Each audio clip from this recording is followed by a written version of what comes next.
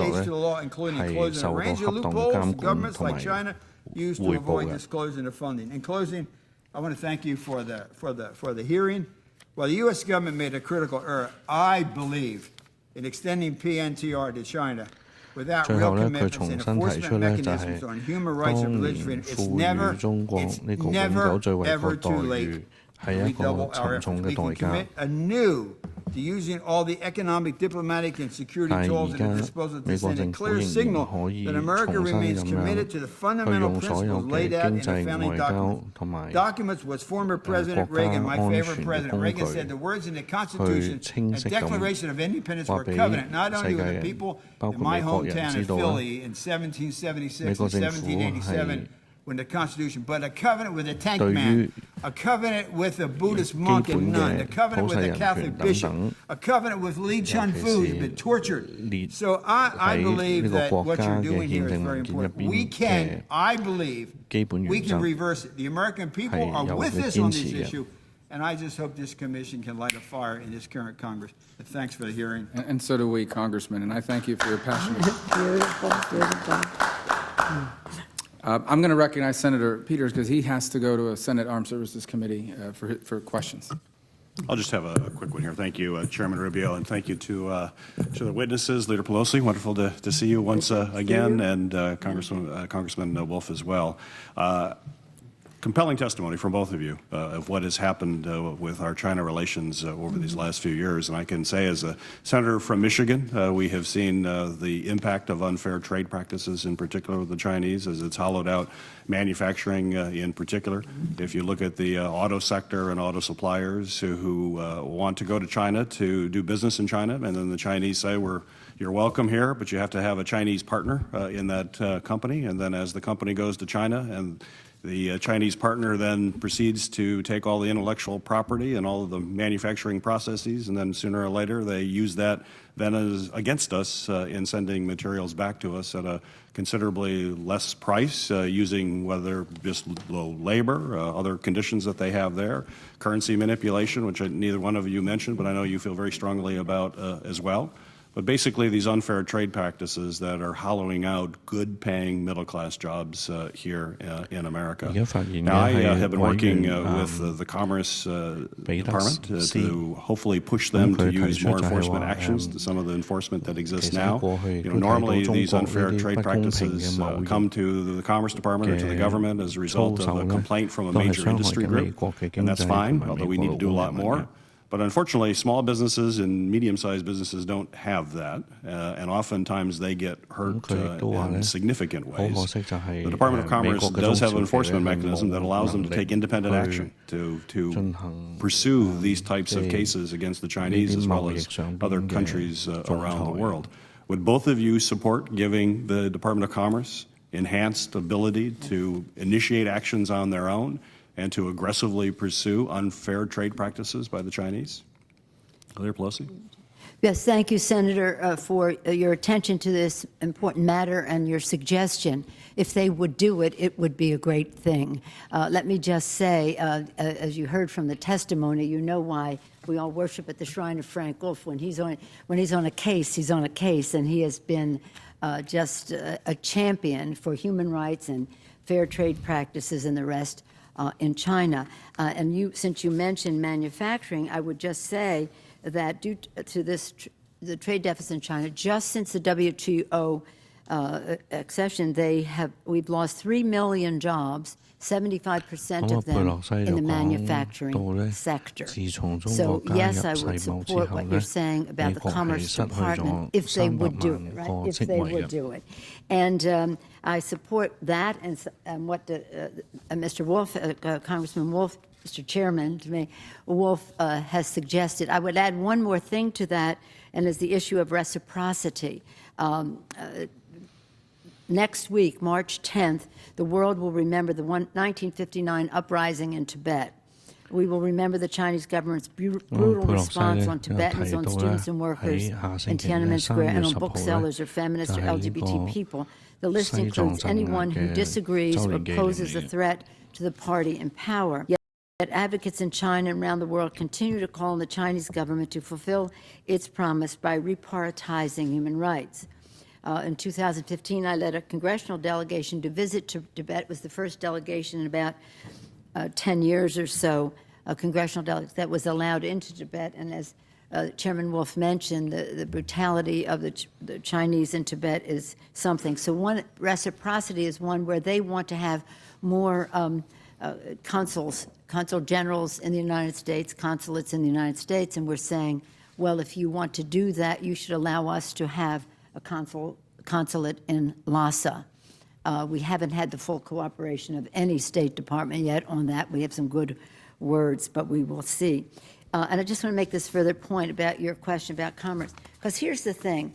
What we were seeing happening is corporate America, financial services, legal firms, and all the rest were leading the charge for permanent normal trade relations with China, as they renamed it. But it was at the expense of American workers. And here's what they would do. They would say to these companies, we wonder if they ever made any money in China, but of course, corporate America, they would say to them, senators, yes, come here, and they'd see the mirage of the Chinese market, and that's what it was, a mirage, because the Chinese government would say, okay, now that you're here and you're going to manufacture here, we want a copy of your designs. So they have the copy, and then they say, okay, we don't need you anymore. We have your blueprints. We can do this ourselves. If you still want to manufacture here for export, that's up to you, but don't have any thought about accessing the Chinese market. So they were really suckers. You know, they gave away their intellectual property, the Chinese, to use again in competition with them.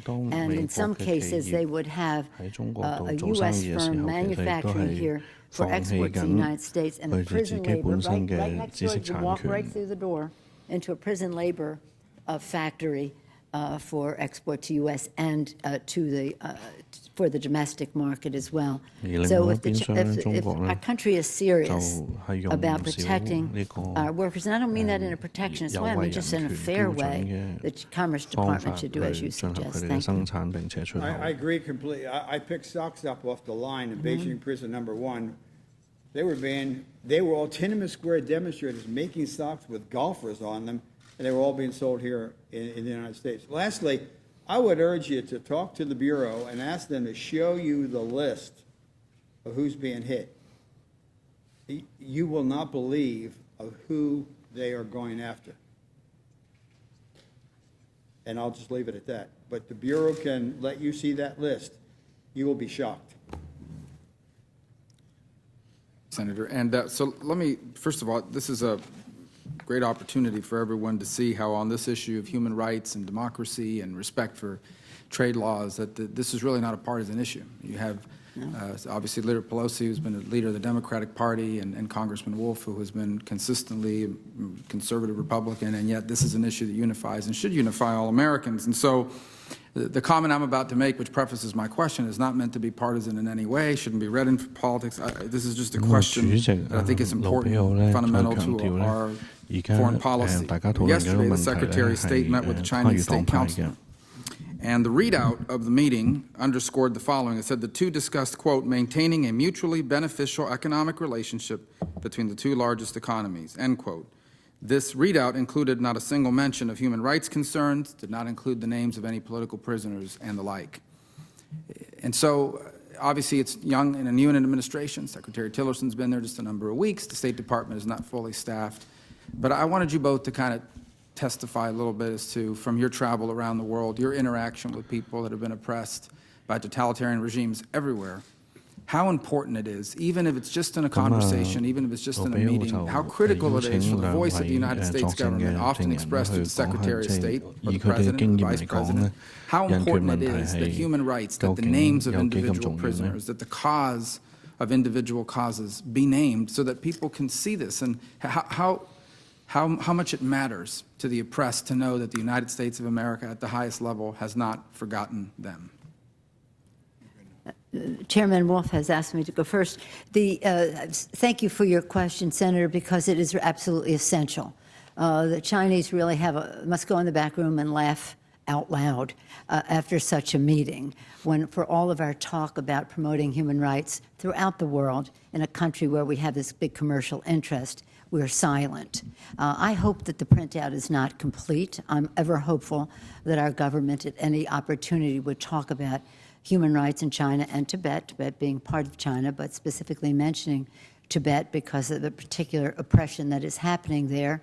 The reduction of democracy in Hong Kong should be an issue of concern to America, and China's aggressive behavior in other parts of the world. You just can't ignore any of it, but you certainly cannot ignore human rights. Some of us were invited to Norway for the Nobel Prize presentation. Chris Smith and I did go for the presentation of the Nobel Prize to the Chinese dissident.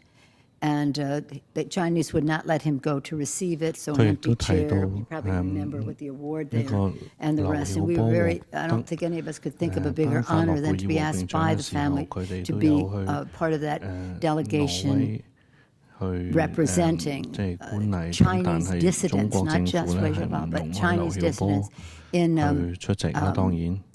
China. And really, the message is throughout the world. I'll just close by saying this.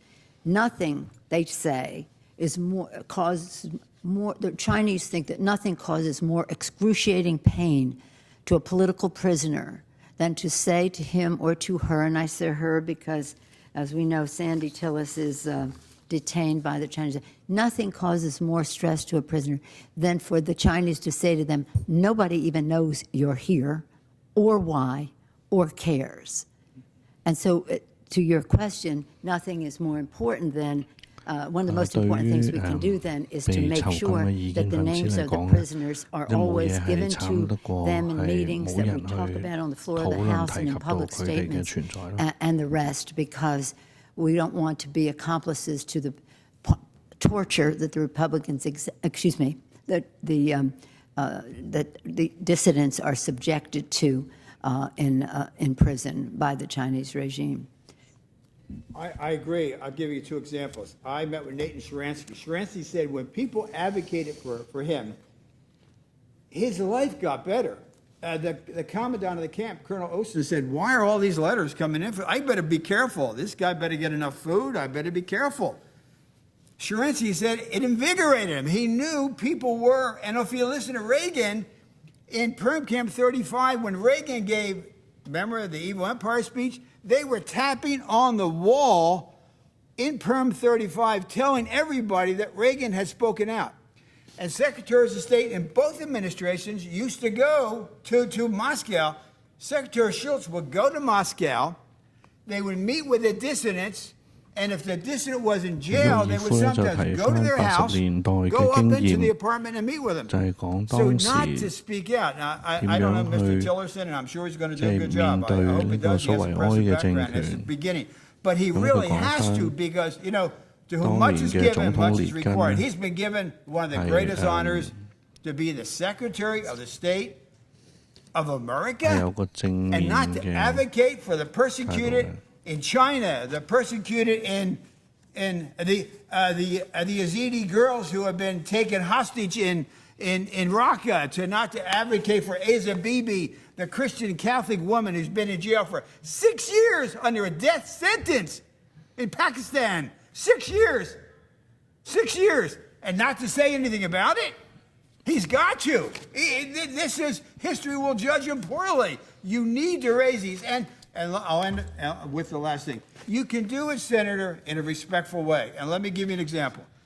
President Reagan said, tear down that wall. President Reagan called him the evil empire. President Reagan went to the Danilov Monastery and stood next to Gorbachev and spoke out for religious freedom. If you recall, who came to Reagan's funeral? Gorbachev. Gorbachev respected Reagan for he respected him for speaking. He did it respectfully. He didn't do anything. But I think the model is Ronald Reagan speaking out at all times. But really, just call Sharansky the next time he sits down. Nathan, tell me, and he'll tell you it is so powerful. And so every person, and lastly, I think when congressional delegations should go. In the old days, they would always call down Republican. Tom Lantos never left the country without having a list of dissidents who were in prison in that country. And the first thing that former Congressman Lantos would do is he'd give them the list. I mean, it was non-negotiable, and they would get it out of the way. But it made a difference. So it makes a big difference. Well, in that light, and I know, Leader, you have to you have a hard out here at That's 2:50, good. so I wanted to ask you one more question. I know you had mentioned it briefly in your testimony about a congressional delegation that was allowed to go into Tibet.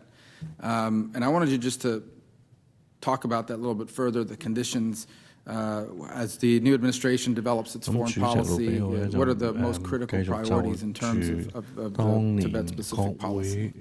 And I think to both of you, by the way, on that. Thank you very much. So the Tibet issue has been very much a part of our human rights in China issue all along. The most important thing is for the Chinese to negotiate, to be engaged in dialogue with the Dalai Lama.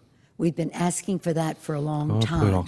In fact, it was promised to His Holiness at the time that he acquiesced to the PNTR. Remember that? Acquiesced to the PNTR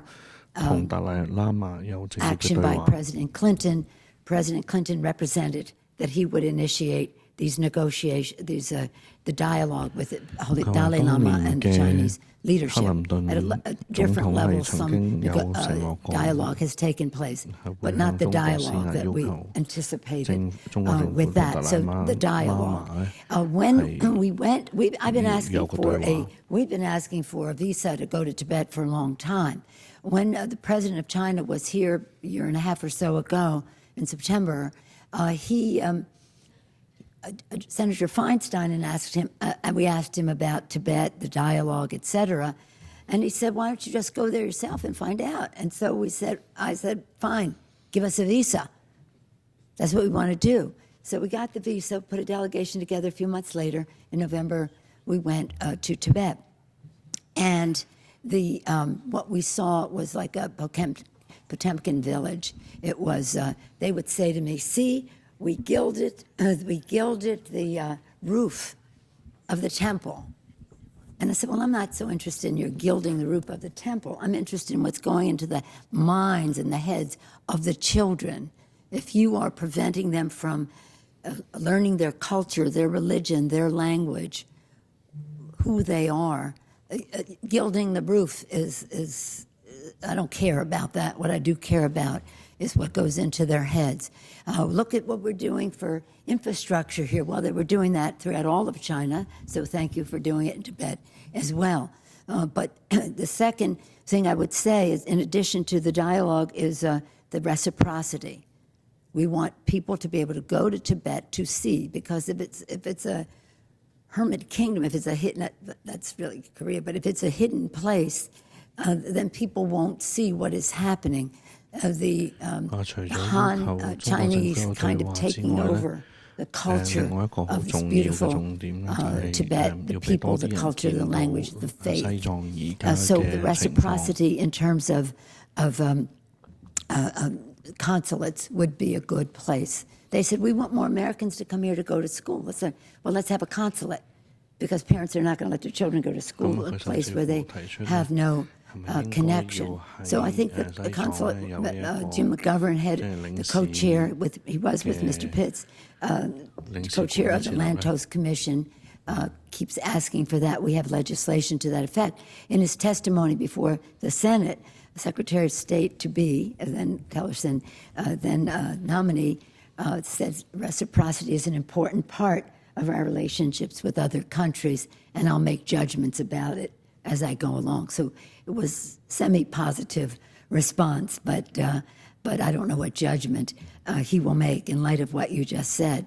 So it is, again, on the 10th of March, we will have an observance of what happened in Tibet, raising the profile of issues, continuing our assistance for Tibetans leaving Tibet. In our first visit to see the Dalai Lama in India, Mr. Republican leader now of the Immigration Committee in the House, he will be coming with us on the trip. And I don't know if he will want me to be using his name here publicly before we announce the trip, but so on visas, on assistance for Tibetans leaving, we all have to sustain that. It is in the legislation, has been every year. Hopefully it will continue to be there so we can show our support. But the torture, the horror, the intimidation that is going on in Tibet now is really inhumane, and we cannot ignore it. So I thank you for your question. I agree with Minority Leader Pelosi. We slipped into Tibet in the late 90s with a young Buddhist monk. I went as a trekker. I got my passport out 邱 of 爾夫亦都講到佢喺 Chicago. 90年代 And he took us back in the bowels of about 10 monasteries. Every monastery had a public security police monitoring that. The stories we hold from Buddhist monks and nuns of torture at the Dropsy prison was unbelievable. So I agree with Minority Leader Pelosi. I think, one, the Dalai Lama ought to be able to return to visit. It's almost a visit to kind of culminate his life, if you will. Secondly, the culture. The Patala is an amazing building. Across from the Patala is an open, it's like a Russian, there's a Russian MiG on there. It's a parade ground, if you will. They have bulldozed many Tibetan homes and things. So culturally, they need to maintain their culture. So I would say, one, let the Dalai Lama return. Two, let them maintain their culture. I mean, you don't wipe out your culture. I mean, you want to remember the languages. And lastly, I think what Minority Leader Pelosi said, reciprocity. You want something there? Let us open up a visa. They had great booming. There were many Americans that used to go there for trekking. So, yeah, that's really important. And we want to do it before too long, because this country is losing the cement that holds it together, the language, the culture. In some areas of Lhasa, it's like a Chinese city. It isn't even a Tibetan city anymore.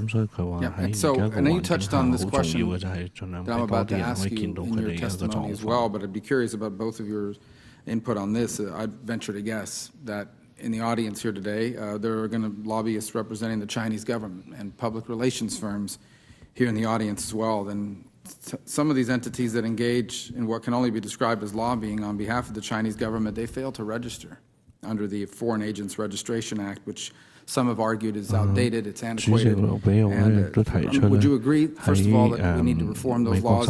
And do you have any ideas about what we could be doing to update those laws as needed, so that everyone has a better understanding of who is representing particularly totalitarian governments before, or trying to influence policymaking in Washington on behalf of totalitarian governments like the Chinese Communist parties?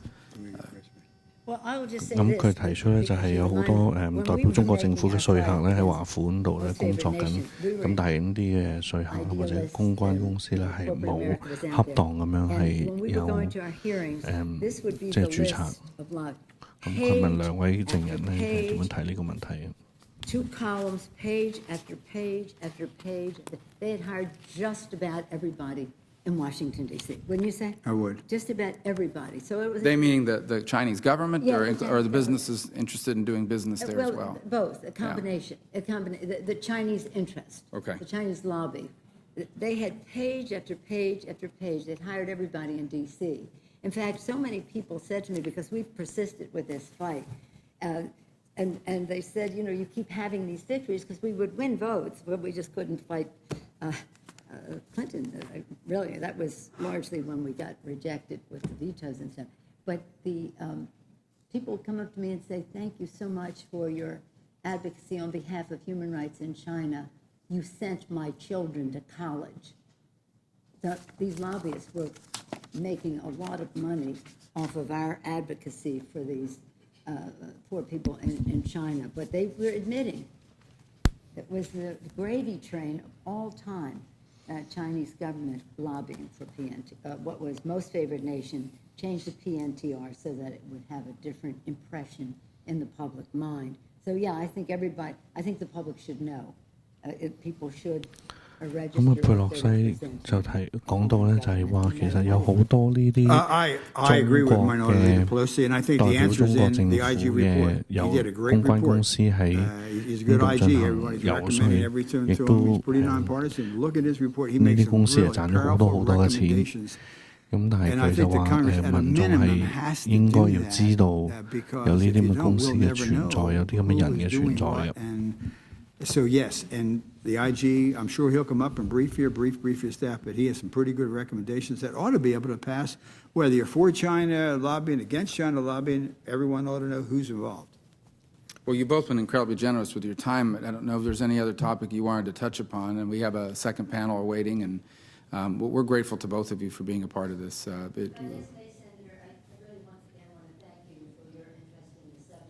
I remember when we had our stateless breakfast, the last time President China was honored in the White House, it would be about September of, not last year, but the year before, that you sent us a video, and it was a high point of our statement about human rights in China and Tibet, and we thank you for that. I just say this because this has been kind of negative, but when some of us were little, way before your time, we were told at the beach, if we dug a hole deep enough, we would reach China. And so we feel connected to China, and we would hope that our two countries could enjoy a brilliant future together, as we are doing in some scores, climate change issue and the rest, and that's important to Tibet as well, the water issues in Tibet, the rivers being a source of water for much of Asia. But the fact is that they won't respect us if we don't respect our own values. And so I thank you for giving us this. By the way, you make a great point, because we talk about China or any country for that matter, we always have to make the distinction. We are not talking about the people of those nations with whom we hope to have a fantastic relationship, nor are we talking about the containment of China, which is a great nation and a great civilization, who we hope will join the ranks of responsible global actors. We're talking about the government, particularly the Chinese Communist Party, and the way it treats its own people. That is what we're discussing, not the people of a great nation, of a great civilization, with whom we hope to have a warm and productive relationship in the years to come. Our objection is to the practices of a specific government and a group of leaders who are oppressing a whole host of different individuals and groups within their population. So it's a great point that you raised, and I thank you both for your years of advocacy on this behalf. I know how busy you both are, and Congressman, thank you. Did you want to add something? Well, I was just going to say, when you speak out, it really makes a difference. And I appreciate what you've done on some of these issues. It is really, again, President Reagan, I think, was the model. And I think by your speaking out and advocating, and I believe that Chinese people are wonderful people. In fact, this can turn into a religious meeting, but I pray for the Chinese people every single night. And I believe in my lifetime, I will see freedom and democracy there. I think what is taking place, there's a hunger. And so the people are wonderful. It's the Chinese Communist government that's the problem. And the more you're speaking out and other members in a bipartisan way, this hearing will get to China. And it will make a difference. Right now, if you go to China and go into an internet cafe and put in Minority Leader Pelosi, she doesn't exist.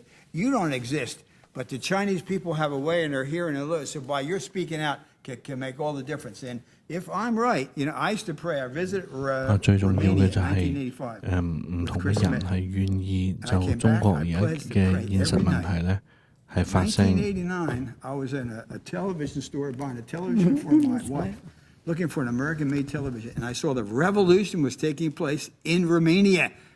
I think the Chinese found Ceausescu's playbook, and I think they're operating it. I think they're going to go down, and I think we're going to see freedom and democracy, and the more you speak out, it can really make a difference. Thank you. Thank you. Senator, it's an honor to be here with Chairman Wolf, but thank you for your beautiful closing remarks, assuming there were closing remarks, and I certainly associate myself with your characterization of our aspirations and friendship with the people of China. Thank you, Mr. Thank you both for your time. Thank you. And as we'll transition, I'm going to announce our second panel that will include Michael R. Wessel, the president of the Wessel Group, and a commissioner on the U.S.-China Economic and Security Review Commission, Mr. James Mann, the author of The China Fantasy and several other books on China and U.S. foreign policy, Jeff Gillis, who is the husband of American businesswoman Sandy Fan Gillis, who was detained in China for the past 2 years, and Sophie Richardson, who is the China director at Human Rights Watch.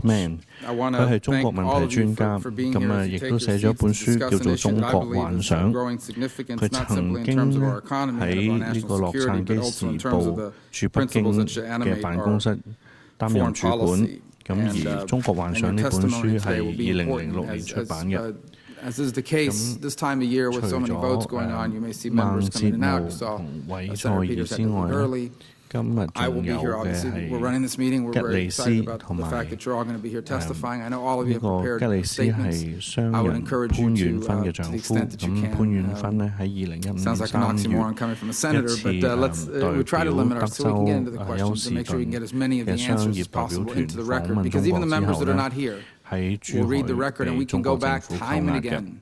What happens 咁 after 最 your 後 testimony here 喺 today, even though 鏡頭 we 嘅 don't 最下 necessarily, 方 CNN 就 isn't 係 here or whatever 李 it 查 may be, 森， we 咁 are 佢 always 係 citing 人 back 權 to this 監察中國 testimony 部嘅主任。 on the floor speeches, in our legislation, when we're called to testify before a committee. We are constantly pointing back to the testimony, which is why this is so important to be able to have it as an anchor for the policies we pursue and the arguments that we make. And so I appreciate all of you for being here. And I would just begin with you, Mr. Russell, and ask you for your opening statement. And we thank you again for being a part of this panel. And thank you, 咁第 Mr. 一個發言 Chairman. 就係韋賽 It's an 爾。 honor and a privilege to appear before you today. And let me make clear that the views I express are my own. It's also a deep honor to appear on a panel right after two people who I believe are heroes of the human rights democracy movement in Congress. We need more of them. Your leadership and that of the members of this commission is deeply appreciated. Let me start with my conclusion. Promoting human rights and the rule of law isn't just the right thing to do. It is critical to our economic and national security interests. 韋賽爾 These issues are 嘅發言呢， inextricably 一開始佢就 intertwined. 話 The failure of the last two administrations to hold China 去提倡 accountable 呢個 has 人 essentially 權同 granted 埋法 China 治 a 嘅 license to steal. 價值唔 Our 單止係 jobs, 正確， our 亦都 economic 係 strength, 對 our 於 national 美國 security, 嘅 and the 經 rights 濟 of 係 their 有 people. From 極 human 大嘅 rights to 利益。 intellectual property to the law of the sea, China has ignored international norms and the rules essentially without consequence. The world is less safe, less 佢指 secure, 咧中 and 國 human 政 rights are 府 increasingly at 係 risk because of 無 China's 視 refusal to be 無視 a 一個 responsible 貿易嘅條 stakeholder 約 and our 同 own 埋 government's 呢個 refusal to hold them 知識產權 accountable 嘅 for 保 not 障， adhering to 但 the 係 rule of 係 law 從來都 and 冇 the protection 受 and 到任何 advancement of 嘅 human rights. 懲 You 罰 heard in the 嘅。 last panel some of the statistics on the failure of China's entry into the WTO to yield the economic benefits for our country. We have almost $4 trillion in cumulative trade deficits with China since its entry into the WTO. Estimates, as Leader Pelosi indicated, of more than 3.4 million jobs lost alone due to the bilateral imbalance. Dozens and dozens of trade cases filed and won against Chinese products subsidized and dumped into our market. Cyber espionage that has resulted, as the former head of the NSA said, was the greatest transfer of wealth in history. The so-called economic promise of China has turned 咁 into 韋 an 賽爾亦 economic 都 nightmare. 講到就係 The U.S. has 喺過 repeatedly 去 shown that 嘅 enforcing the laws and the 15 年 norms 嚟 isn't a 究 real 竟 priority. 美國 Virtually every 喺 trade case brought 呢 against 個 China 中 was 國 done by the 嘅 private 加入 sector. 世貿之後， Our responses 損失 to 咗 Chinese 幾多 laws 嘅 restricting 財富？ economic access 佢 from the 嘅 anti-monopoly 引 law 用 to new 呢個 restrictions 國家安 on 全委員 NGOs 會 should be 前 more 顧問嘅 assertive. 講法咧， We have 就 failed to 係 engage in a 呢個 robust 係歷 effort 史 to stem 上 human 最 rights 大嘅一 abuses. 宗 When China 財 began 富 reclaiming 再分配 rocks 嘅 and reefs 事 in the 件嚟 South 嘅。 China Sea, our response was limited. When our government decides that it is not going to challenge China's rule breakings and holds its tongue in the face of rampant human rights abuses, it simply empowers China's leaders. If the U.S. won't stand up, who will?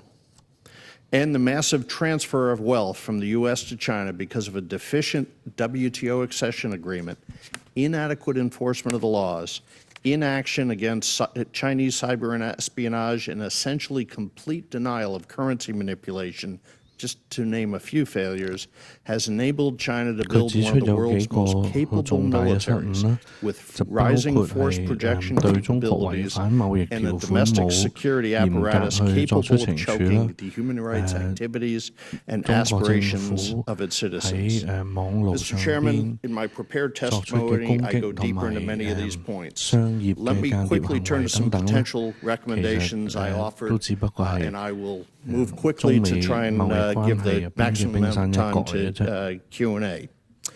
Members of Congress, and this was emphasized by the last panel, must raise their voices on behalf of those fighting for their rights, freedom, and very lives in China.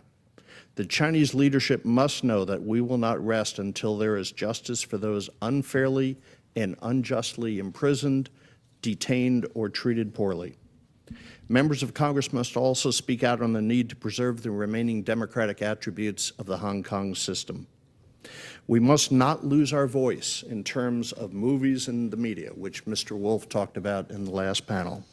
We should use the renegotiation of the Memorandum of Understanding between the People's Republic of China and the U.S. regarding films for theatrical release to try to ensure that access for U.S. films is not limited simply to the products of those companies that the Chinese have purchased. A minimum of 50% of the limit on films covered by the agreement should be allocated to non-Chinese-owned firms. That's if the administration's negotiators can't open the market completely, which should be the goal. We should also assess Chinese activities relating to students, researchers, and other nationals here in the U.S. The last panel talked about reciprocity, which is completely imbalanced in this area, from Confucius Institutes to the Thousand Talents programs to a variety of other problems that we face. Finally, we must include the impact of certain acquisitions of U.S. companies by China on human rights as a consideration on whether to approve a transaction from CFIUS. As an example, Congressman Smith and Pittenger just published a piece in the Wall Street Journal that identified the potential threat that might exist if the acquisition of MoneyGram by China's Ant Financial is approved. In their piece, they said, quote, "The Chinese government is a significant shareholder of Ant Financial. Should this transaction be approved, the Chinese government would gain significant access to and information on financial markets and specific international consumer money flows. As the Chinese government increasingly cracks down on the political, religious, and human rights activists, we must fully examine how the MoneyGram network may be used by the Chinese government to target these voices." Again, thank you, Mr. Chairman, and I look forward to your follow-up questions. Thank you so much, Mr. Mann. Thank you and welcome. Mr. Chairman, thank you for giving me the opportunity to appear before you. In the year 2000, when Congress gave its approval for the entry of China into the WTO, the dominant view in Washington was that China's admission would bring changes that extended well beyond mere trade and economics. Bringing China into the WTO, it was argued, would help open the way for gradual political liberalization and the rule of law in China. Leaders of both political parties regularly embrace this view. So Bill Clinton said at one point trade and economic changes in China would help to increase the spirit of liberty over time. I just think it's inevitable, just as inevitably the Berlin Wall fell. And on the Republican side, President George W. Bush said trade freely with China and time is on our side. At the time, I believe this view was wrong. I mean, it was based on the fact that I'd been a foreign correspondent based in China in the 1980s. Even during what was viewed as the era of reform in China, you could sense the intense and growing opposition within the Chinese Communist Party towards any significant political change, and that resistance remains. It was these broad claims about the impact of trade that prompted me to write the book, The China Fantasy. In it, I argued that the Chinese regime was not going to change in the way that American leaders had predicted. In the book, I laid out 3 different scenarios put forward by various people for China's future. One was what I called the soothing scenario, and it's what I just discussed, that with growing trade and development, China would inevitably open up its political system. A second was that China would disintegrate into chaos. You don't hear that as much anymore, but in the decade after the Tiananmen crackdown, that was the second scenario laid out. And then there was what I called the third scenario, that with trade and growing wealth, China will simply become a vastly richer authoritarian state. I thought this third scenario was the most likely. It's now been exactly 10 years since that book, The China Fantasy, was published. Sad to say, the third scenario I wrote about is exactly what we see today, a richer, more repressive China. Indeed, over the past few years, the regime has been entering the new types of repression, arresting lawyers, severely restricting NGOs, staging televised confessions of those who are detained. What we're seeing today is in fact the opposite of what many American leading politicians and China experts predicted. Development and prosperity have yielded a regime that curtails dissent and independent political activity more than it did 5, 10, or 20 years ago. And we're seeing now what I would call the new China paradigm, which is and one that could apply in other countries like Turkey or Egypt, which is that in a modern authoritarian society with a sophisticated security system, the more prosperous and educated a society becomes, and the more there are stirrings from the public towards development of a civil society, then the more repressive that the state will become in response in order to prevent greater threats to its control. So what is to be done? What options are there for the United States government in devising its China policy today? Of course, there are no easy answers, but in my prepared testimony, I sketch out 4. One of them is simply to drop the China fantasy, which people voice less often than they used to, but you still hear the idea that over time China is going to liberalize and that trade will play a important part in that. A second is to do not refrain from speaking out. The United States should speak out as forthrightly as possible on behalf of human rights and the rule of law. This has been covered by others. I would point out as well that Liu Xiaobo, the winner of the 2010 Nobel Peace Prize, remains incarcerated in China, yet U.S. officials talk about him in public less and less. The third is the concept of reciprocity. If that's a broken record at this point, that's all to the good because it's extremely important. I would single out not just business organizations, but news media, where the asymmetry has become truly ridiculous. In China, American news organizations find their websites blocked. The Chinese government denies visas to reporters it doesn't want. There are severe restrictions on reporters' access and their travel. While here in the United States, Chinese state-run news organizations enjoy the freedom to print propaganda inserts you can find in your local newspapers. China's state-run television gets full access to the broadcast spectrum, and so on. And the fourth recommendation, finally, we need to break out of the habits of personalized diplomacy. This goes to the very style of our negotiations with China. I could spell this out more later on, but when you see, as you do, even yesterday at the White House, the same person negotiating with China, Yang Jiechi, a very skilled and very polished diplomat, first got to know American officials in 1977. 40 years ago when he was the translator for a visit to China by George Bush Sr. and James Lilly. We keep retreating to the Kissinger model, and in ways that I lay out in my paper, it doesn't work. It often proves harmful to our interests because it puts a single official within the United States government on the hook to get China's complaints and then call to the rest of the government, the United States government, to soften whatever actions their own rules and regulations tell them are required in dealing with China. Let me stop there, and I'd be happy to answer your questions. 咁但係佢話呢一種咁嘅模式咧，係對於改變中國咧係其實係無補於事嘅。Chairman Rubio, Co-Chairman Smith and 咁 Commissioners of the CEC. 而家第三位發言嘅係吉利斯，咁佢係商人潘遠芬嘅丈夫。Sandy is an American citizen, a wife, a mother, a businesswoman.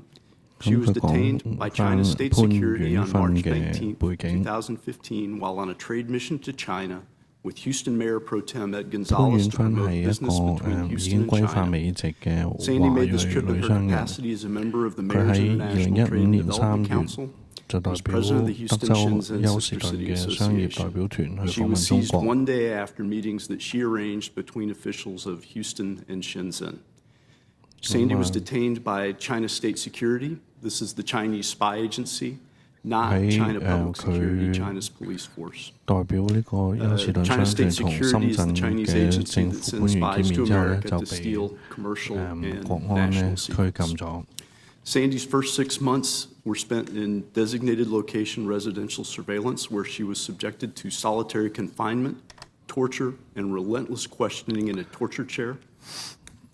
This 咁佢話喺 chair has been 最初 described 嗰6個 as 月咧 a 係 short 被單獨 four-legged 囚禁啦，亦 stool 都係 with raised 受 teeth 到 in the seating 不 area. 同形式 She 嘅 was subjected to repeated threats, including the threat to take away her access to doctors and medicine. 咁當 Sandy 時咧， suffers from a 中 number 國 of serious 政 medical 府亦都 conditions, 威 and 脅 she 咧 takes 係 7 prescription 唔會 medicines a 容 day. 許潘遠芬 Threatening 咧 to take away 可 her 以 access to doctors and 見到 medicine is not much different than 醫 threatening to 療 kill 唔會 her. 得到醫療或者 For a 相關 time, 嘅照 Sandy 顧 was 嘅。 denied access to medicine. Sandy, state security used torture to force Sandy to make a false confession. Sandy was hospitalized twice as a direct result of her horrific treatment by China state security. One of these hospital stays was for 5 days after Sandy had a fear-induced heart attack during a brutal interrogation.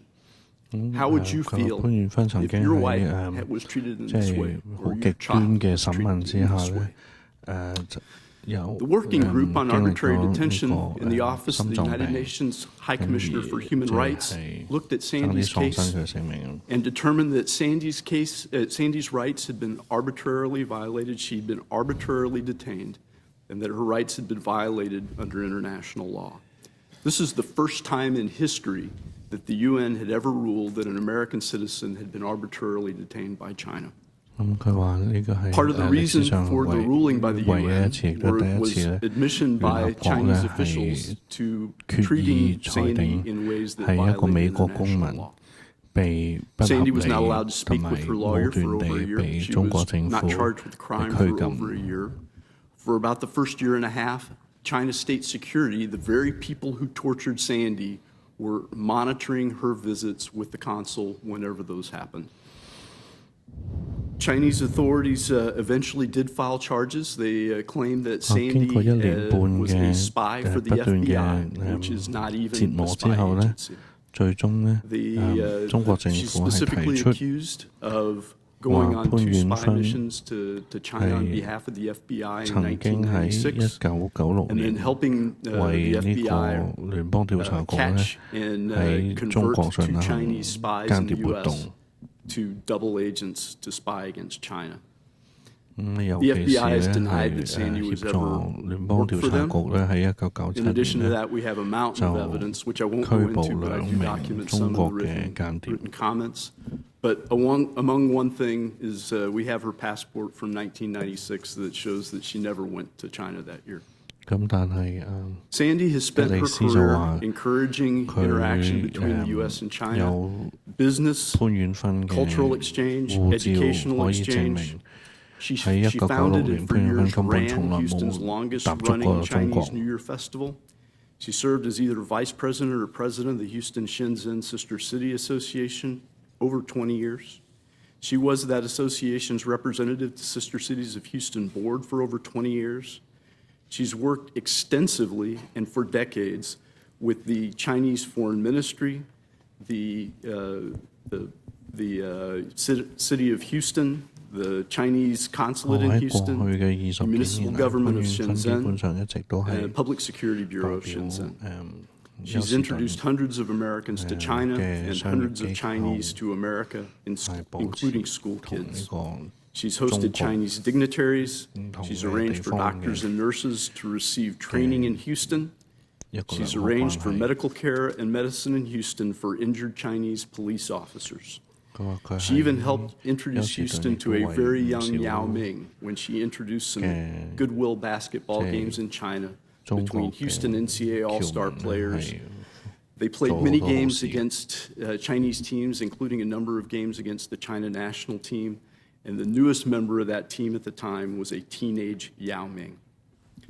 Houston Mayor 甚至乎 Sylvester 當時 Turner, 咧，即 Houston 係 Shenzhen 佢係好 Sister 支 City 持 Association and Sister Cities of 即係 Houston 中 have 國 documented many 嘅 of Sandy's 運 good 動員 works 喺美國 for China and for 參 Houston-China 與比賽， relations, 咁啊 and it is 佢 not 提 just 到 one 就 or 係 two 當 pages. 時喺 It 休 is 士 quite 頓 literally a 有個 book. 後生仔 I 咁 could 啊叫 spend 做 days 姚 talking 明。 about what Sandy has done that has been in support of China and for China-Houston relations.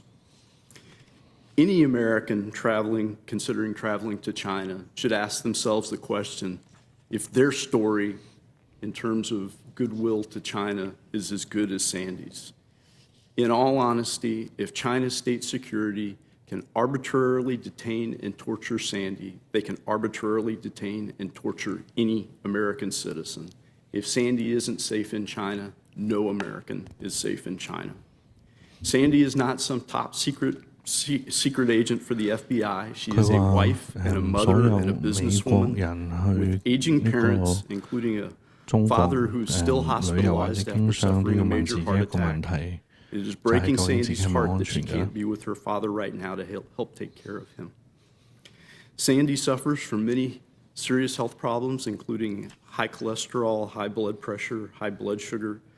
She takes many medicines a day, and I worry very much about her health. Should she be sentenced to prison? Chinese prisons are forced labor prisons. I doubt she would last very long in such an environment with her health. We need to find a way to bring Sandy home, and I would appreciate anything that this group, the wider Congress, or the administration can do to help bring her home. Sandy is in a desperate situation and needs all the help that she can get. She's been detained for far too long, and I'll ask a couple of questions here. One, where is the outrage? Where is the action? Where are the consequences for China? And I'll make an example that gets to the heart of this committee's meeting. 15 years ago, at the time that China was being considered for WTO, there was a very similar case. There were 4 academics that were detained in China that had some standing in the U.S., 2 citizens, 2 green card holders, and they were detained, accused of being spies. There was public condemnation by the president, public condemnation by members of Congress, public condemnation by the State Department. And all 4 of those prisoners were released within 5 months. So far, there have been no consequences for China for detaining Sandy, and that needs to stop. The question I'll ask that's related to that is that when it comes to human rights in China, has China's admission to the WTO changed China for the better, or has it changed us for the worse? Thank you for your interest in Sandy's case. I would appreciate anything that you can do to help. Thank you, Mr. Gillis, and Congressman Green is here. I know he represents you and your family in the district, and I'm going to give him an opportunity in a minute to either make a statement or ask a question. And your case is one that we will continue to highlight as it's unbelievable to me how few Americans know of this case. And I think you make some good points, and I look forward to exploring that with you in just a moment. Ms. Richardson, thank you for being here and being a part of this. Chairman Rubio, Commissioners Young and Green, thanks very much for your ongoing concern about human rights abuses in China. This is extraordinarily important leadership. Senator Rubio, on behalf of Human Rights Watch, I would also like to thank you for your particularly ferocious interventions on behalf of human rights diplomacy in confirmation hearings. We think that was a very important moment. We're grateful for it. When China joined the WTO, it committed to greater respect for the rule of law, openness, and adherence to international standards. But since that time, and particularly since the beginning of the Xi Jinping era in March 2013, the Chinese government has not only failed to implement key legal reforms, but also pursued the adoption of highly abusive policies on issues ranging from cybersecurity to terrorism to NGO quote-unquote management. All of these decisions in tension with China's human rights obligations under domestic and international law. It has not only failed to support peaceful civil society, individuals and groups who work on issues ranging from rural literacy to constitutional reform, but instead it has turned on that community and punished it with detentions, disappearances, and torture. Not only has China demonstrated extraordinary bad faith in the mechanisms ranging from human rights dialogues to UN treaty body reviews, it has also increasingly sought to remake those instruments in ways that serve its purposes, not the goal of defending human rights. Some have argued that while China may not have made progress on human rights, WTO accession and entry into other global trade regimes have brought about greater openness for business and trade. But if that's the case, why did 8 out of 10 AmCham China respondents in January 2017 say they felt less welcome in China? Why is a business person, an ambassador like Jeff's wife, being detained and held incommunicado? Why is it that business associations who presumably thought that by this point in time they would be treated with greater respect and have more room to operate are now in fact facing the kinds of restrictions that domestic civil society has put up with by way of the new foreign NGO management law? It's hard to see how there's been really meaningful progress that even sustains those particular interess. Human rights abuses in China exist and persist in part because the U.S. has failed to address those holistically and has failed to impose a price for those abuses. It's now painfully clear that reformers in the Chinese government don't have influence. We believe they exist, but they're sure not the ones calling the shots. That arguments that China just needs a little more time or a little more exposure to the outside world don't hold water, and that senior Chinese officials patently reject the argument that greater respect for rights leads to stability. The argument that opening to trade would lead to greater political openness was woefully wrong, and as a result, the world now faces the prospect of dealing with an aggressive, affluent, and utterly rights-disrespecting Chinese government.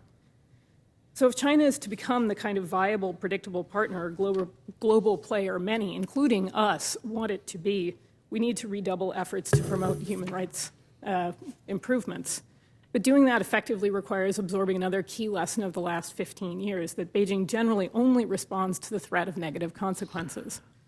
Now, the Trump administration appears willing to be at least tough rhetorically on China with respect to trade, Taiwan, and the South China Seas, but it's not yet clear whether or how human rights fit into that picture. What can Congress do to educate the administration and help arrest the downward spiral of human rights in China?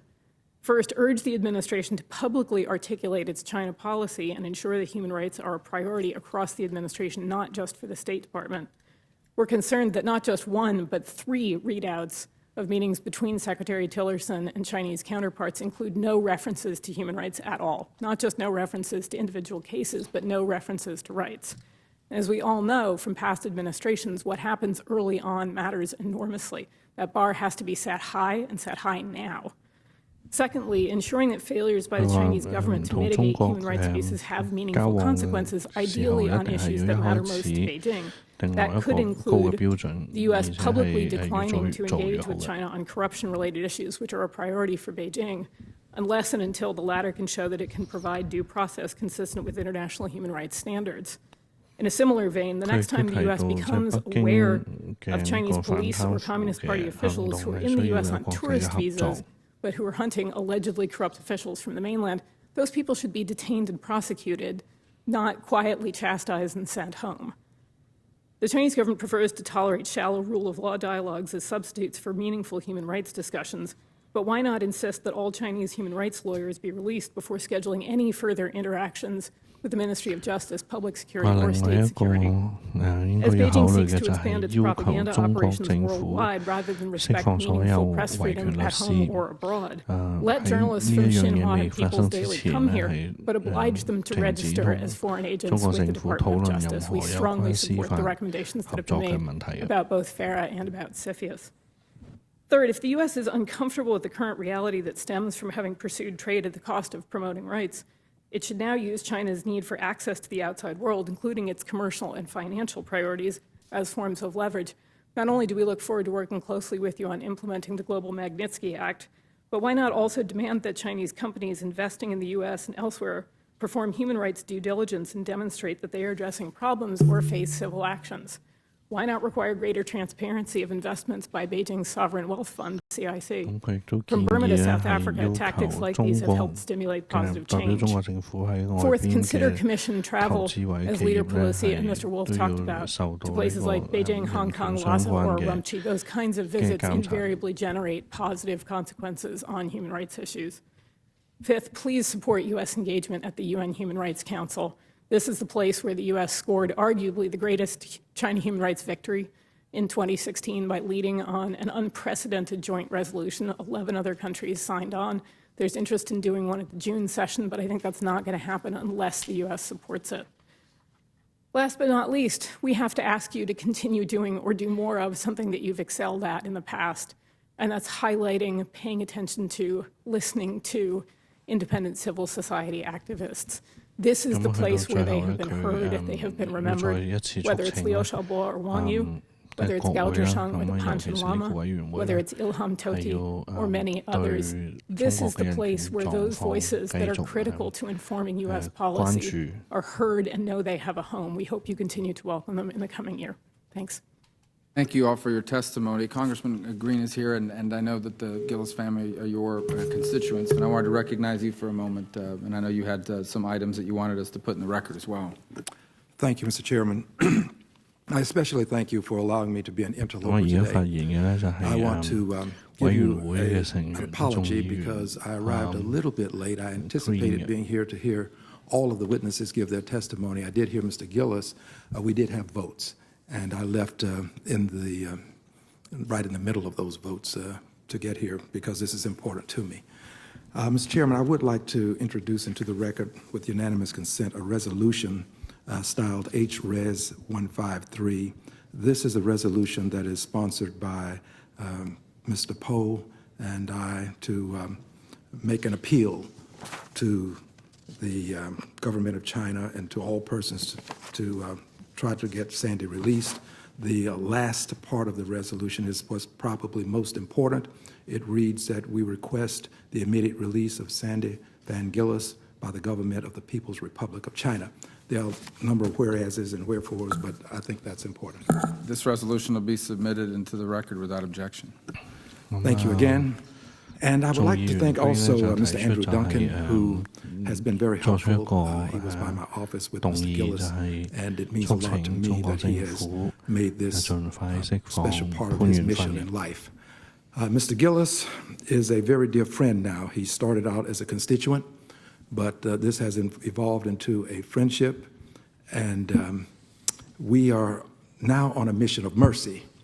We were initially seeking justice, and we still seek justice, but this has metamorphosed into a mission of mercy because, quite candidly, Mr. Chairman, regardless as to what is perceived in China, it is my belief that mercy is a measure that should be applied to this circumstance.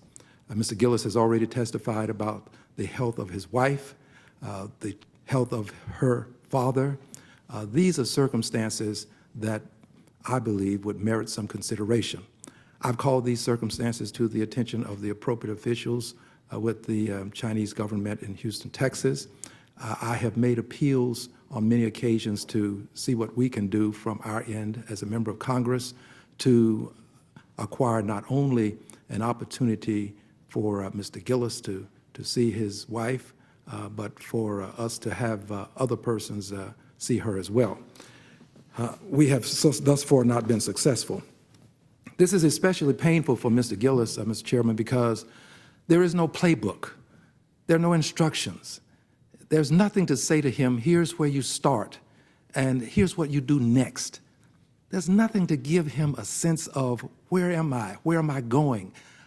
He doesn't see a light at the end of the tunnel. He only wakes up every morning knowing that he has another day to agonize over his wife's detention. It's especially painful for him.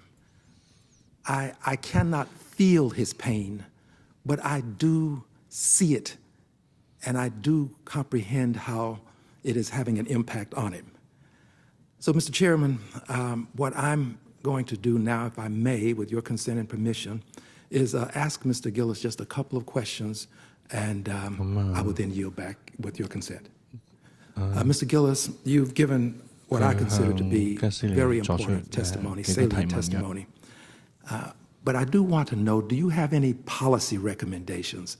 Are there things that you would recommend that we do to make this circumstance much more palatable for the next person, if there is another? God knows, I pray that there won't be. But if there is another, are there any policy recommendations that you have for us? I do have some policy recommendations, and in fact, I think the biggest problem right now is that there have been absolutely no consequences to China for doing this. Seizing an American citizen, torturing her, there's been no consequences. There need to be consequences. I'm sorry to interject. I wanted to ask as part of this question, do you know, and I don't know the answer offhand, is there a State Department advisory on travel to China as a result of her detention? There is not. One of my recommendations is there should be. So the State Department does a number of things. They maintain country notes, and what they've done is they've taken Sandy's case and they've taken some of the details of it and they've put a note in there. But this is the fine print. This isn't what people look at to determine whether or not it's safe to go to a country. People look at a travel advisory. And I think that a travel advisory under these circumstances would be entirely appropriate. That is one of my recommendations. Another recommendation is that Chinese officials that are involved in arbitrary detention and torture of an American citizen, really, they should be barred from entering the U.S. Their families should be barred from entering the U.S. I would support a policy of seizing any assets they have in the U.S. and applying them towards people that have been maltreated by their actions. One of the recommendations I have has to do with the current Chinese program called Operation Fox Hunt, where they go around the world trying to retrieve so-called economic criminals and return them to China with justice, return them to China to face criminal prosecution and to retrieve the funds that they've stolen.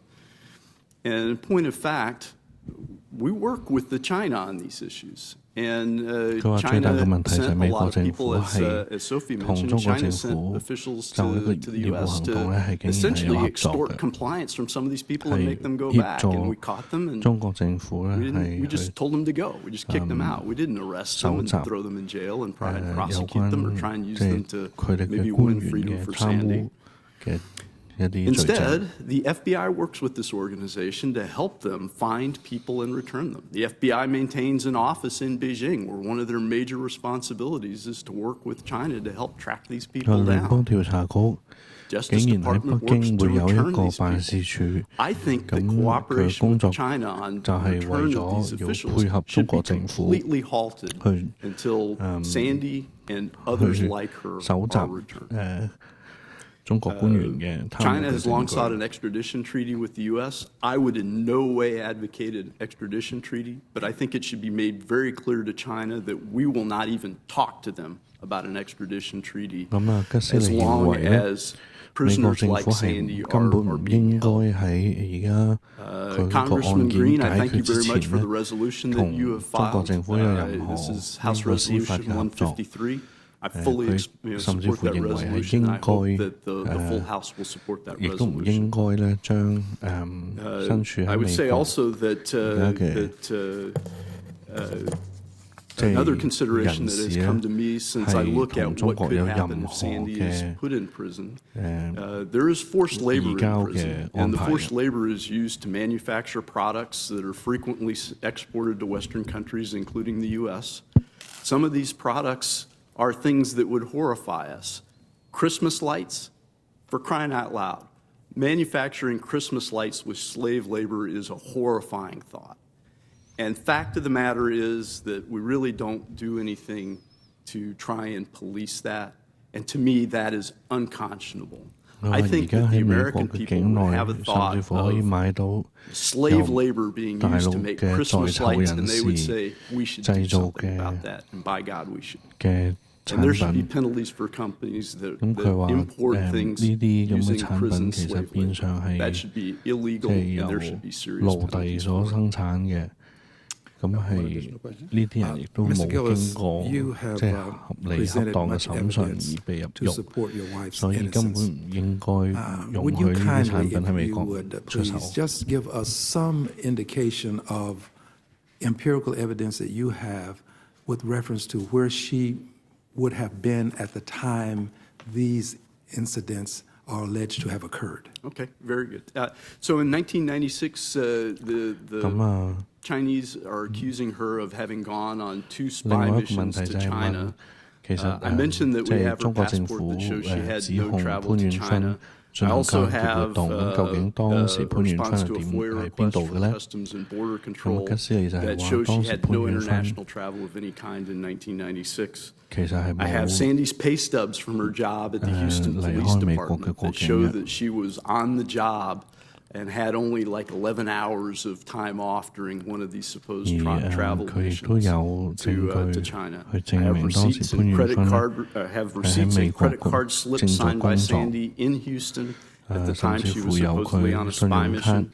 I have Sandy's appearance and mention in a local newspaper article during that time in question.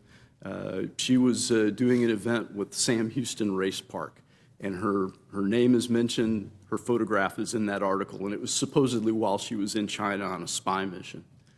Sandy was also an officer in the Texas Asian Republican Caucus, and she was actually a presenter during the Statesman of the Year program for that organization during one of these supposed spy missions.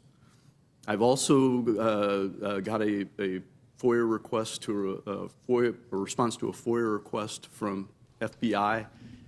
Indicating that Sandy did not appear in any FBI files, which means that she was not associated with the agency. Earlier was mentioned the hack of the OPM database.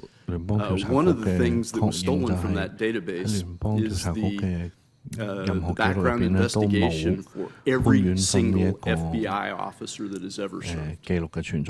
And the fact that happened meant OPM put a process in place where you can find out, did you have any data stolen?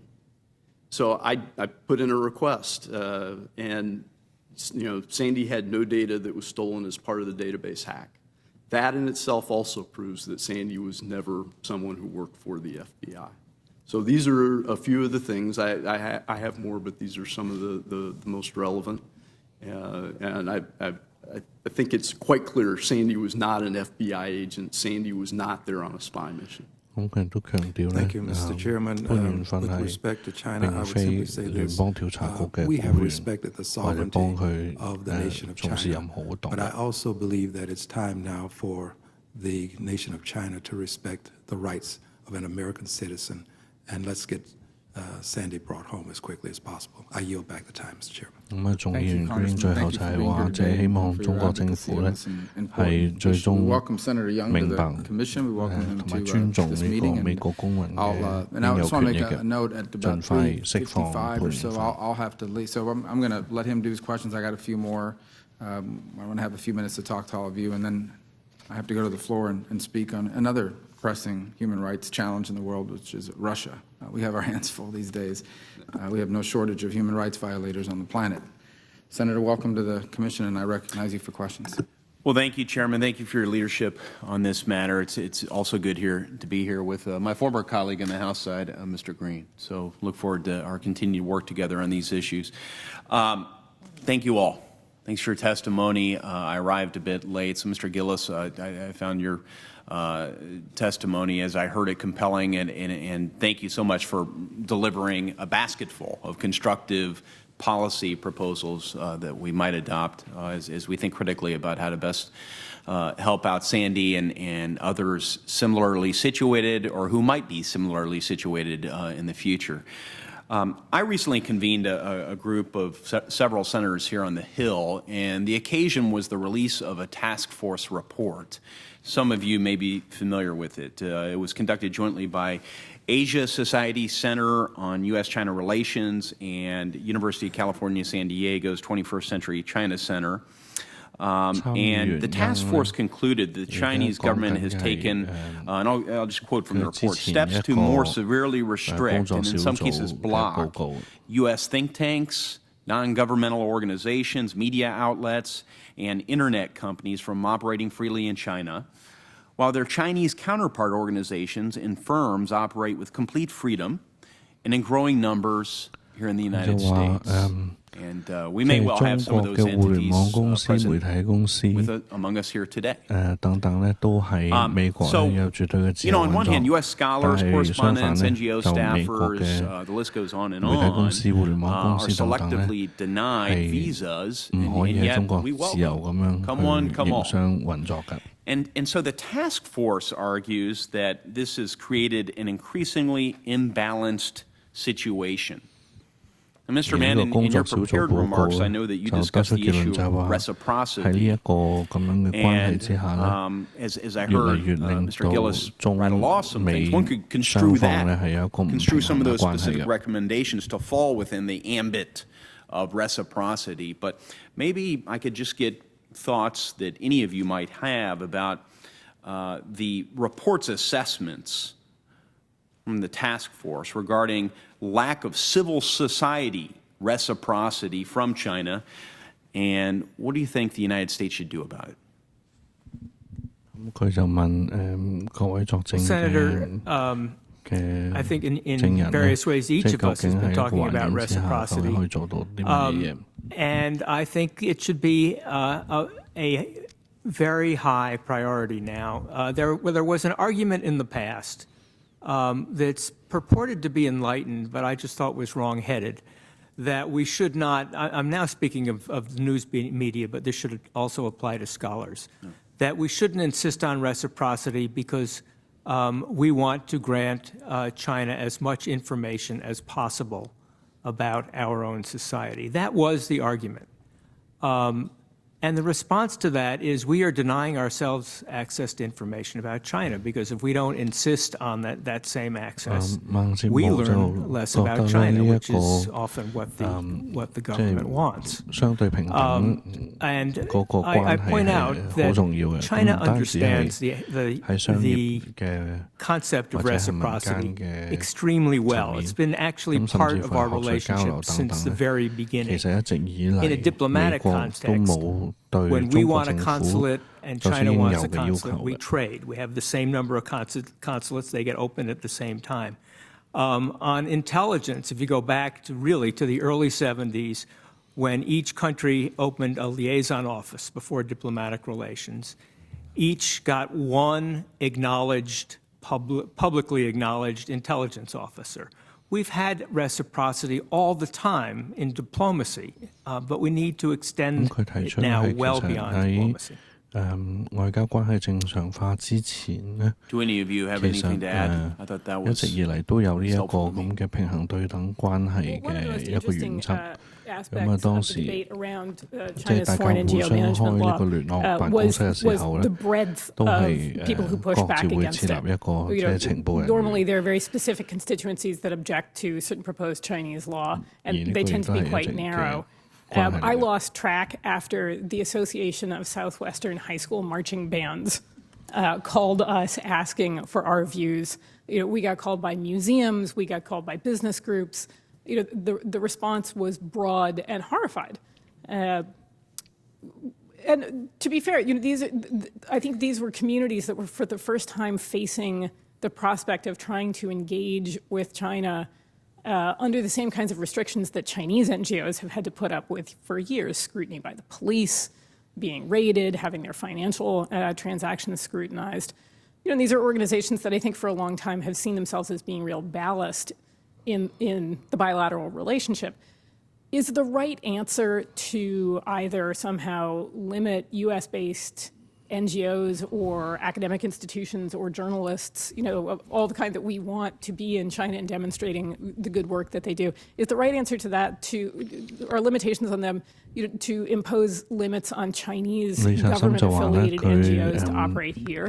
No, I don't think that's the right answer. I don't think the right answer is for the U.S. to limit those kinds of groups from coming here. I do think the right answer is for the U.S. government, the Congress, the administration, to do that much more to welcome non-government Chinese views into everything from policy discussions to hearings and give those voices recognition. You mind if I interject at that point? Mr. Mann, could you respond to Sophie's seemingly different perspective on this? I respect, again, her point of view. I do think, I admit, thinking mostly of scholarship and journalism, and I think that at this point we'd be more helped by insisting on reciprocity. Other thoughts? If I could just quickly, and I also fully understand what Ms. Richardson says, and we do not want to ever wear the hat of our adversaries, if you will, but there are activities the Chinese are involved in our own country, whether it's the Confucius Institutes, whether it's the Thousand Talents programs, whether it's any of a number of bilateral exchanges which are usually lopsided, which do not advance not only our human rights and democracy concerns, but are increasingly intelligence and national security threats. And if one talks to our law enforcement or intelligence agencies, you'll find a great deal of information about those rising threats. You've seen it in cyber intrusions, but it also exists in human intelligence, etc. I think we have to have an evaluation of what's going on, press the Chinese as we are in human rights and individual cases, but also the need to have more openness in the dialogue, and that includes those who are coming here to take advantage of all that we have to offer. May I just follow Oh, up? absolutely. Please. Just to clarify, I want to be very clear.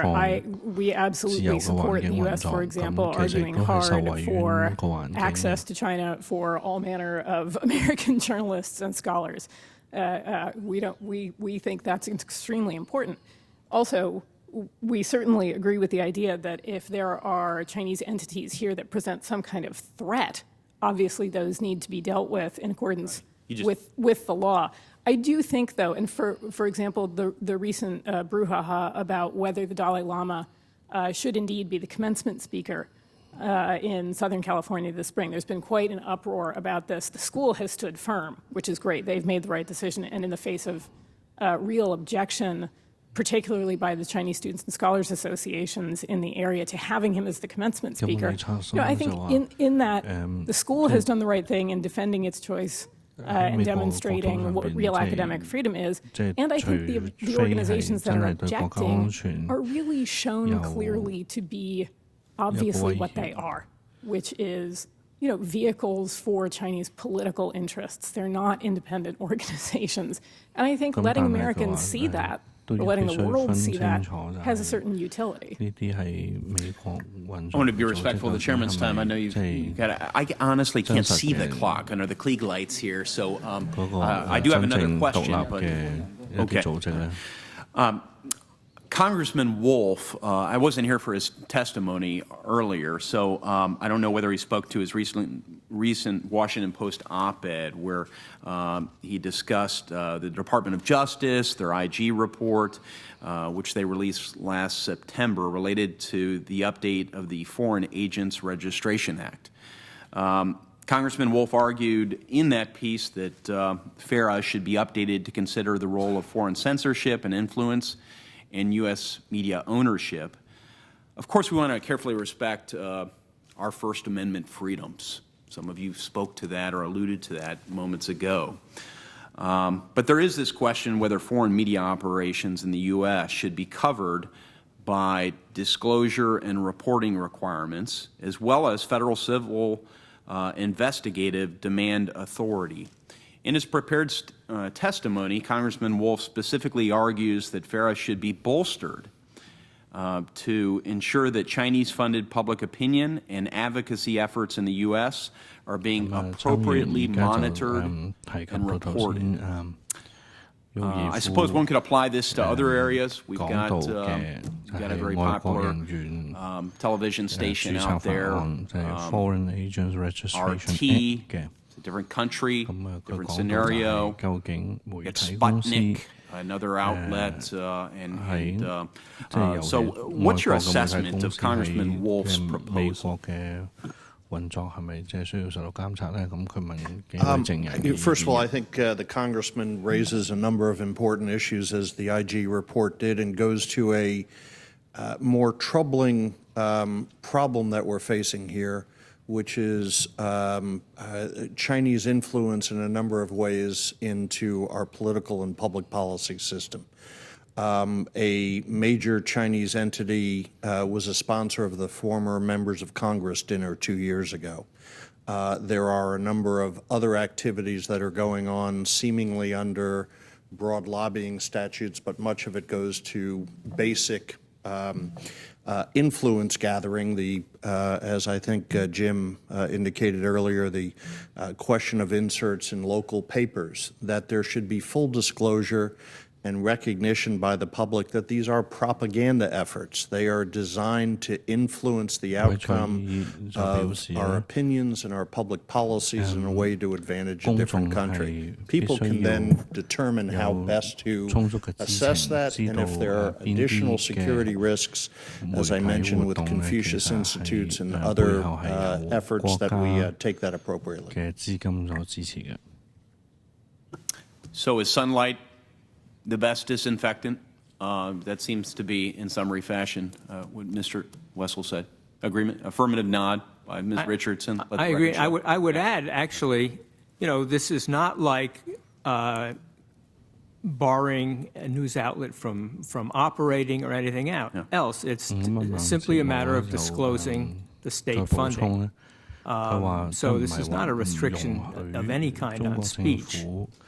It's requiring the disclosure. How different is it from requiring political figures in this country to make public their financing? Yeah, I'll just add to that President Xi is now regularly in the habit of visiting the newsrooms of all of the state media and telling them, and this fact is then broadcast, that their function is to serve the interests of the party, both inside and outside the mainland. So I think it's not even, I would actually go a step beyond, Jim, that it's not just about the financing, but the explicit political imperative that these so-called media outlets serve.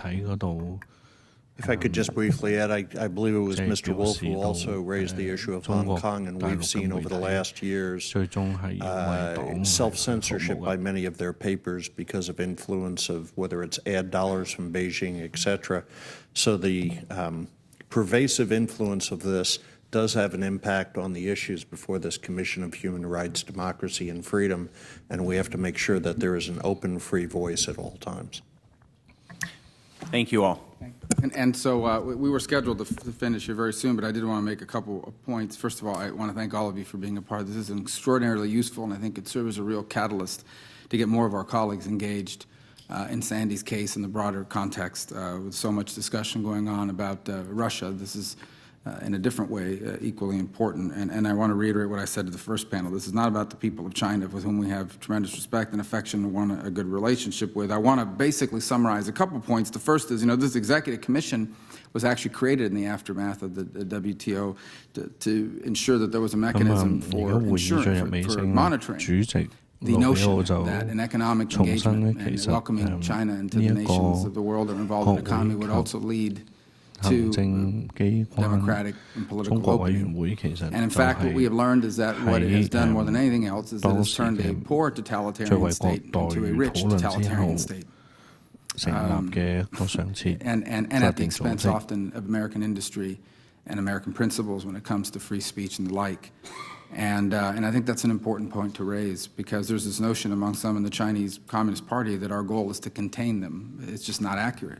I don't feel that way. I think most Americans would welcome another large, powerful nation to shoulder some of the international burdens that we face, but not if that nation's government has views on human rights and the dignity of all people that are in direct conflict with our founding principles and what we believe are the natural rights of all men and women on this planet, which is why it's so important that America remain engaged in the world and that human rights remain a critical component of our foreign policy.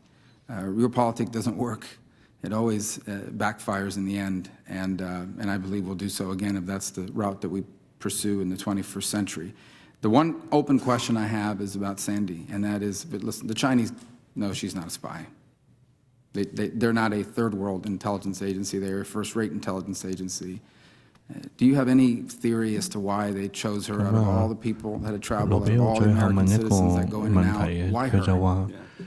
So right now, there's all sorts of witch hunts going on. If you're not, one of Xi's buddies, you can find yourself in all kinds of trouble. It's been widely reported that a lot of the anti-corruption campaign is also specifically targeting enemies of President Xi. Over the years, Sandy has worked with many different people in China, and in many different governmental levels and has met a lot of people. And, when you meet a lot of people, you can't really know, who some of them are friends with. And it's very possible that, some people that Sandy's met from a very long ago, because they're talking about things from 20 years ago. It's very possible that some people that she met 20 years ago are on the outs and have been thrown into horrific, detention and torture and have given up Sandy's name. It's very possible. I mean, this sort of thing is happening quite a bit.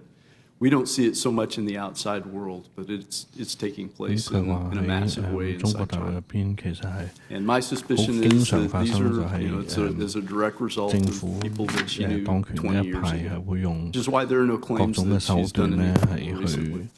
I would go a little bit further than that too, as to the fact that they know she's not a spy. I mean, fact of the matter is that Sandy had almost no involvement in Nanning. As far as I can tell, she visited one time, whereas she's been to Guangdong province, more than 30 times. I think that if the national at the national level, if state security felt that Sandy was a spy, you would have heard about hundreds of Chinese being arrested as a result of that. And there are none. Yeah. Well, I appreciate all of you being here. The record will remain open for 48 hours. And without objection, I'll submit for the record testimony provided by several non-governmental organizations that have been working on this issue. I thank all of you again for being a part of this today. We will remain engaged with you. We're going to continue to meet. We're going to continue to work on all the issues discussed here and others in the months and weeks to come. And I thank you all for being here. And with that, the hearing's adjourned.